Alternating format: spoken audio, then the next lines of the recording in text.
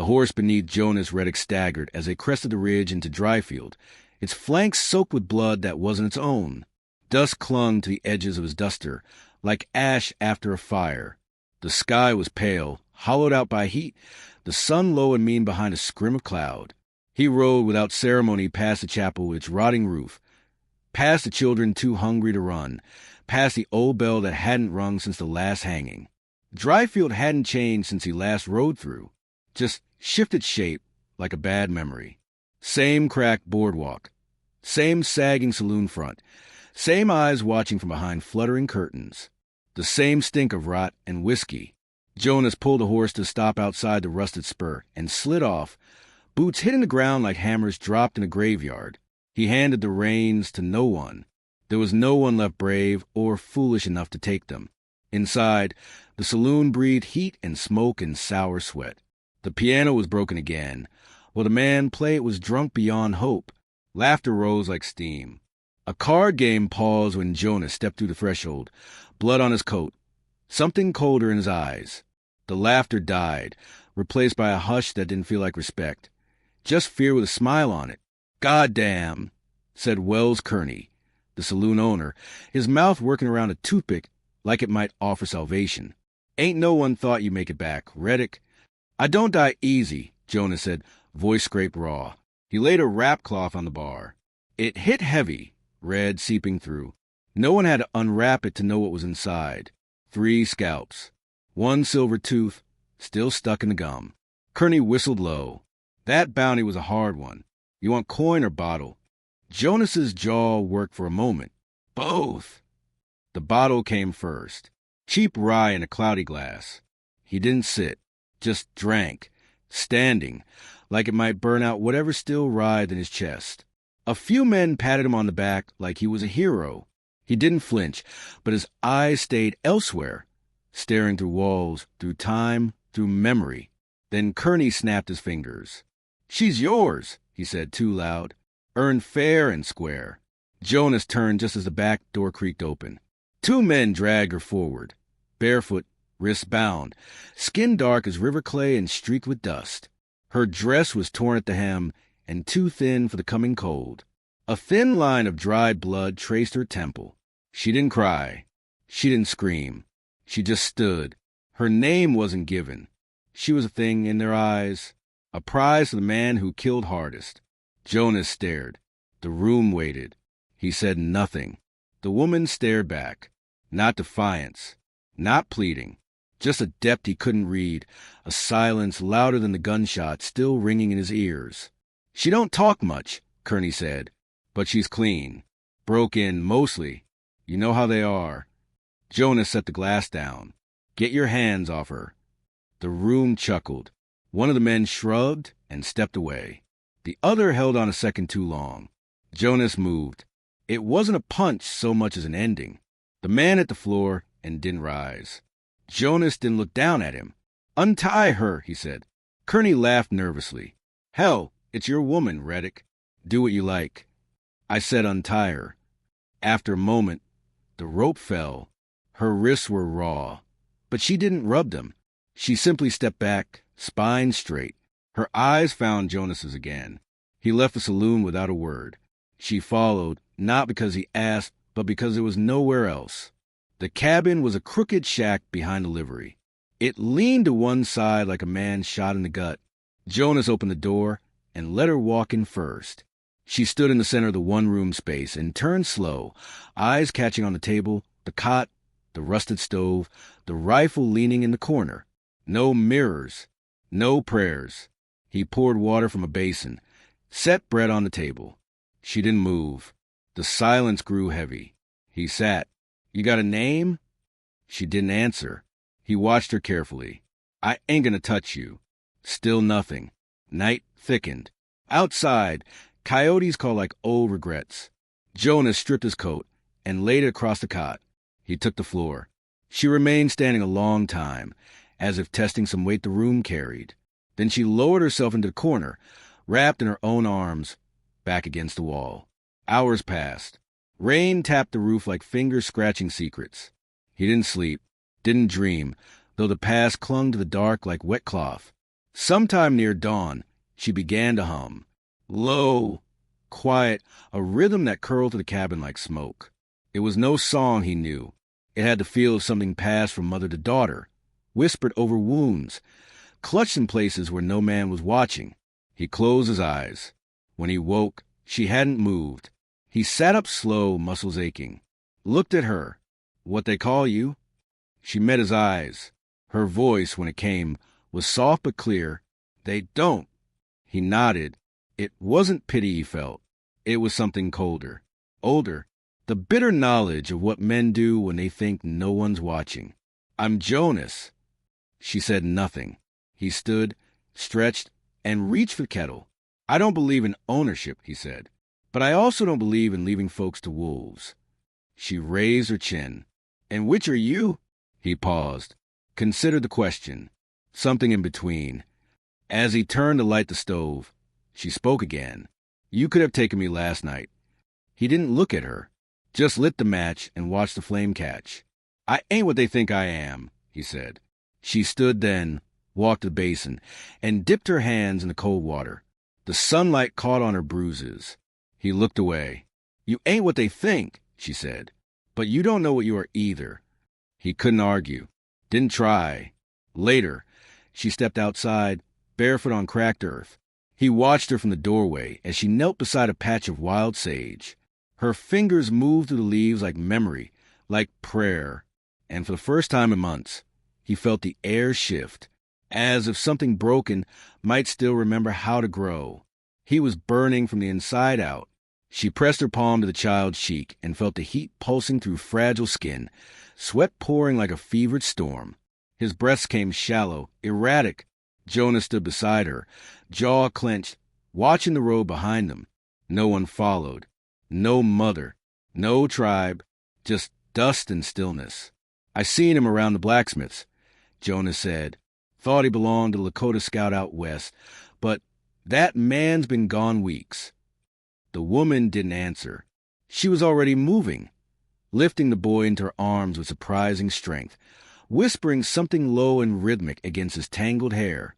Jonas opened the cabin door for her, watching the way her brow furrowed with focus. Not panic. There was no panic in her, only purpose. Inside, she laid the boy on the cot, brushed hair from his forehead, and tore strips from her own skirt. Jonas fetched water, hesitating before handing her the tin basin. You know what you're doing? He asked. She didn't look up. Enough. She soaked the cloth, wrung it gently, and began to cool the boy's burning limbs. Then she reached for the pouch she'd hidden under a floorboard, a satchel Jonas hadn't known she carried. From it she pulled dried roots, curled like fingers, and bits of bark the color of ash. She ground them on the cutting board with the bottom of the tin cup, muttering soft syllables beneath her breath. Medicinal? She nodded once. My mother taught me. Her mother before that. Slave women. Her eyes cut to him, sharp and sudden. Midwives. He said nothing more. He stood by the window, watching the world hold its breath, while behind him she worked as though the air itself could be stitched back together if she only moved fast enough. Evening came slow and hot. The boy moaned once, then fell into a deeper sleep. His fever hadn't broken, but it no longer climbed. She stayed beside him, changing cloths, adding small pinches of powder to his lips, humming that same tune she'd sung the first night. Jonas couldn't place the melody, but it sunk into the floorboards like it belonged. You did good, he said quietly. She didn't answer. She just looked at the boy.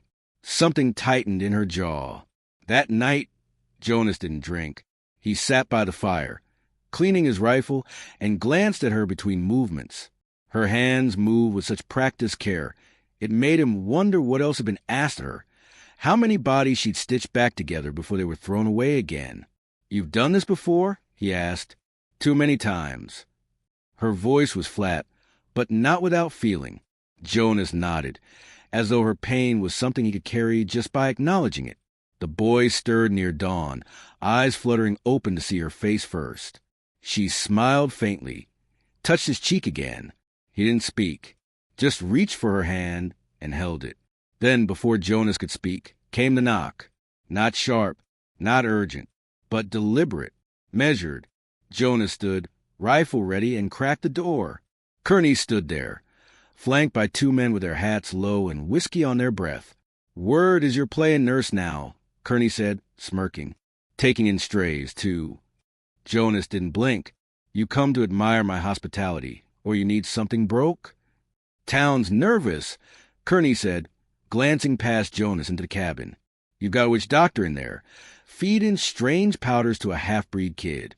That don't sit well with folks." "She saved his life." "Maybe," Kearney said, shrugging. "Or maybe she's trying to conjure up something else. You know how superstitions go. She ain't done nothing wrong. She ain't supposed to be here, Reddick."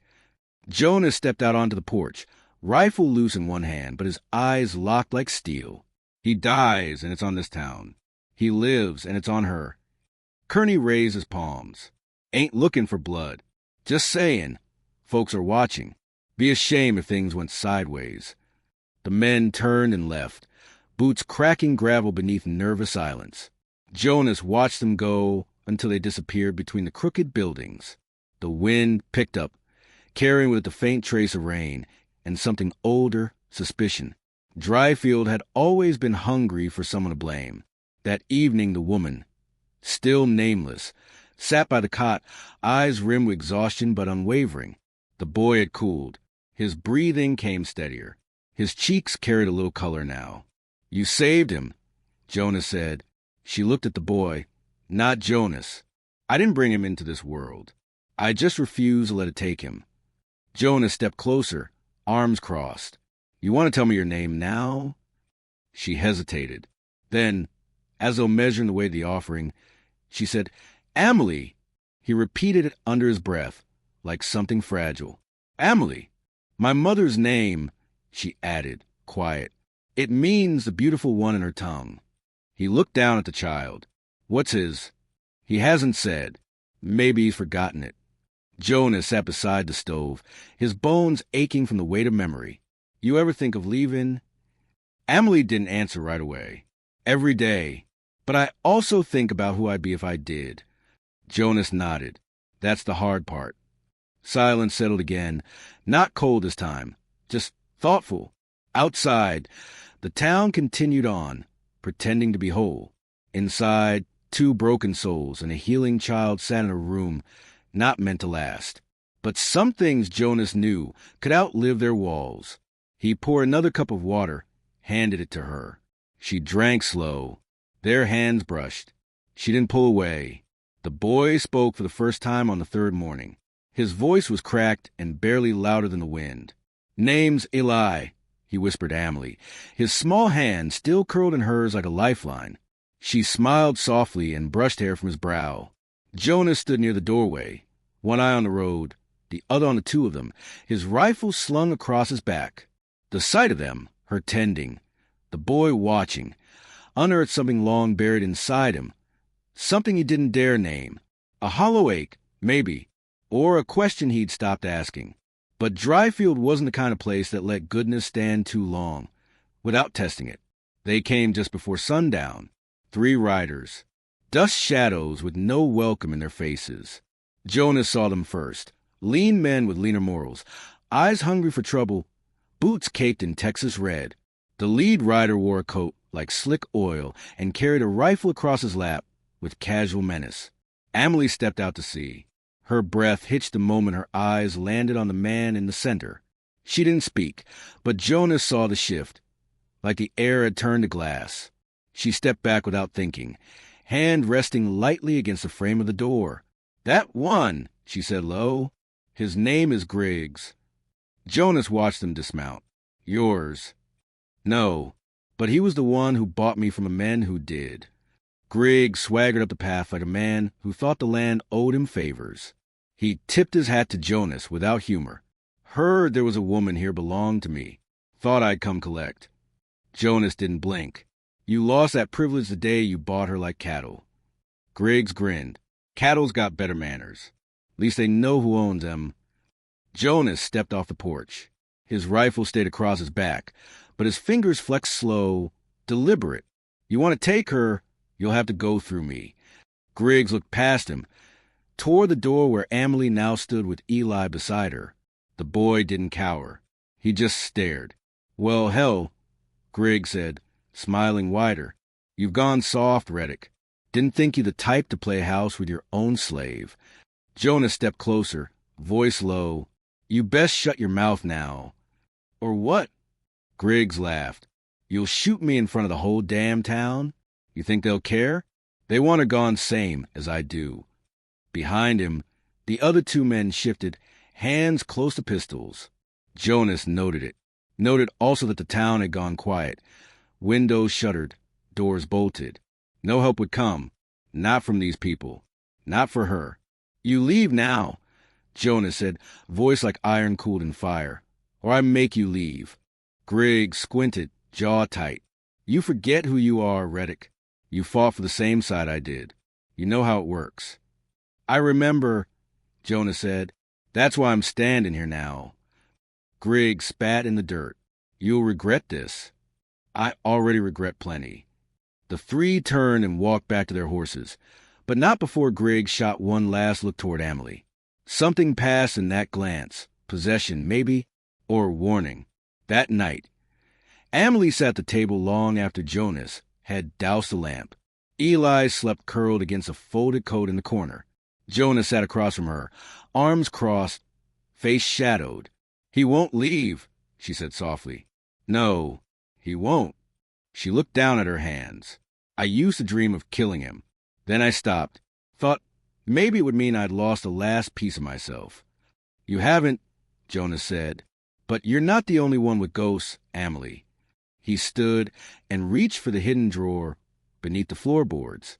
From it, he drew a small satchel worn with time. Inside were letters, blood-stained, folded and refolded, and a faded photograph of a woman and child standing in a field. "My wife's name was Isabel," he said. "Our daughter was Ruth." Amelie didn't speak. He didn't need her to. The war took them. Or maybe I did in some way. He turned the photo face down. "I was good at killing. It made me useful. After the burning, after surrender, there wasn't much left to be but a gun." Amelie's eyes met his. "You chose not to touch me. That means something." He shook his head. "Maybe, or maybe I was just tired of the blood." "Then stop hiding from it," she said, voice like a blade honed on loss. "If you're tired of bleeding, make it mean something." Outside, the wind stirred the grass like restless spirits. Something was coming. Jonas could feel it in his bones. Same way animals sense rain before it fell. The next day, they found a note nailed to the church door. It read, "She goes, or blood does." Jonas held the paper in his fist as he stood on the boardwalk. The sheriff, thin and sick-eyed, approached with his hat in hand. "Folks are nervous," he said. "Ain't saying I agree with Griggs, but you can't ask this town to take sides." "You mean you won't?" The sheriff looked away. "You're good with a rifle, but even you ain't faster than a dozen guns pointed at your back." Jonas didn't reply. He just turned, walked away, and didn't look back. That night, he brought Amelie a saddlebag with food, coin, and a pistol. "You should go," he said. She stared at it like it was a coffin. "You think I can run forever?" "I think you'll die if you stay." She stepped forward, eyes on fire. "You gave me back my name, Jonas. Don't ask me to give it up now." Eli stirred behind them. The boy watched, half asleep but listening. Jonas met her gaze. "Then we hold the line." She nodded once. A pact, quiet and strong. They barricaded the door, loaded every round, laid the boy behind the hearth, wrapped in blankets, with a whisper of safety and a kiss to the brow. By morning, the first shot would ring, the storm would break, and nothing in Dryfield would be the same again. The world was gray before dawn. Not quiet. Never truly quiet in Dryfield, but breathless, like the land itself waited to see who'd bleed first. Inside the cabin, the fire had burned low, and Jonas sat by it with his rifle across his knees, his face carved from shadow and resolve.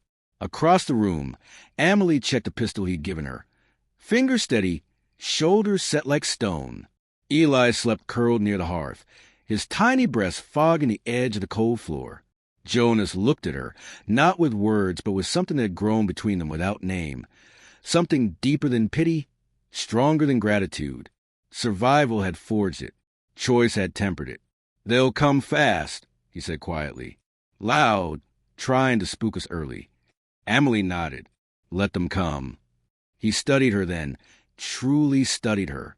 The bruises had faded, but not the pain.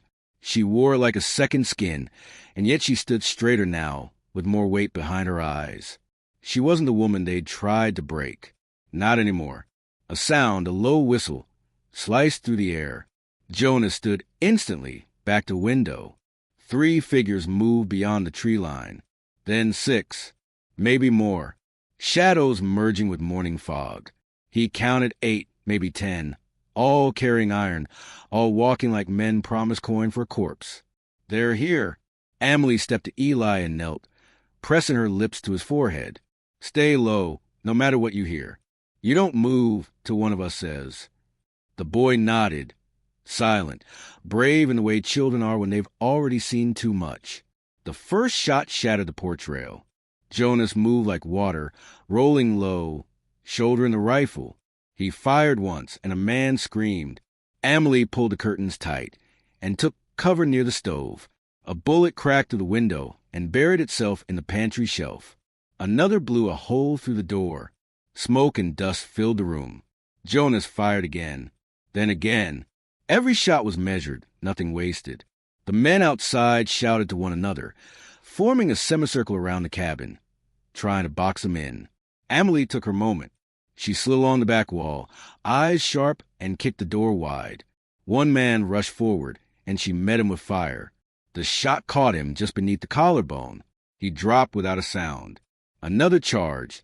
She hesitated. Only a second. But Jonas was there, stepping into frame, barrel raised. The second man fell backward into the dirt, arms flailing like a broken puppet. They paused for breath. Gunpowder burned their lungs.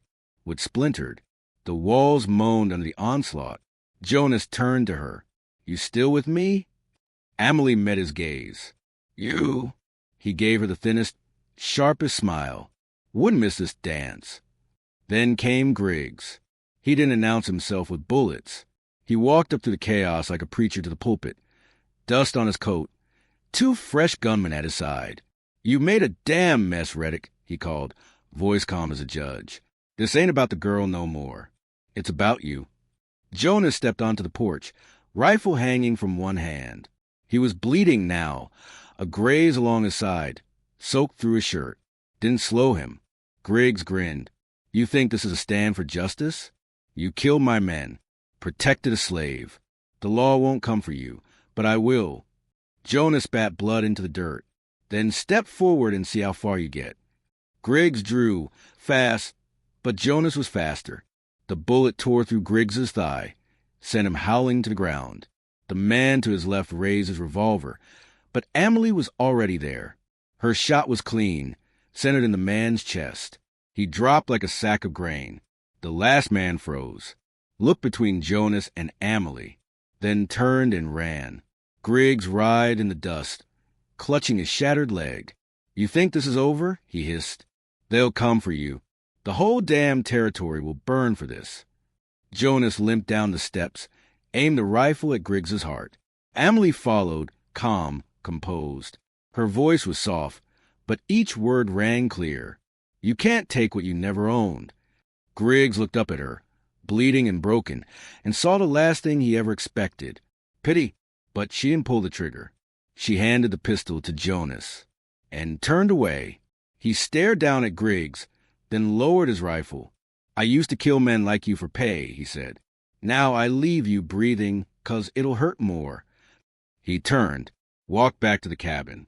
The town emerged slowly, like worms after rain. Faces peeked from doors and windows. No one spoke. No one offered help. But they watched. Amelie stood in the doorway, blood on her dress, chin high. Jonas stood behind her, hand on the frame, steady despite the pain.